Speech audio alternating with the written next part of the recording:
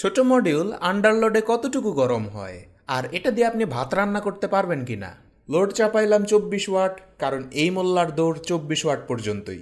তাপমাত্রার যাত্রা শুরু করছিলাম বাংলাদেশের 30 ডিগ্রি সেলসিয়াস নিয়ে, এরপর সিঙ্গাপুরের 40 ডিগ্রি সেলসিয়াস এবং তারপর দুবাইয়ের 50 ডিগ্রি সেলসিয়াসে চলে গেছে। দুনিয়াতে খেলা তো কেবল শুরু, তবে টার্গেট আমাদের রবি ভাস্কর। ধারণা করেন তো কত ডিগ্রি সেলসিয়াস তাপমাত্রায় যাইতে পারে? 50, 60, 70, 80? আপনি চাইলেও ধারণা করতে পারবেন না।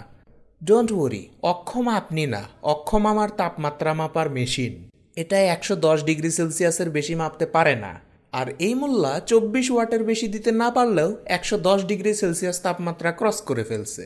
তো প্রশ্নের উত্তর হলো হ্যাঁ, এই মডিউল পাতিলের নিচে লাগায় রান্নাবান্নার কাজও করা যাইতে পারে। তবে আপনি যদি রান্নাবান্নার দায়িত্ব চুলার ওপর ছেড়ে দিয়ে এটা দিয়ে ফোন চার্জ করতে চান, তাহলে দয়া করে একটা হিটসিঙ্ক লাগায় নিয়েন, অথবা 4 ইউএসবির মডিউলটা কিনে নিয়েন।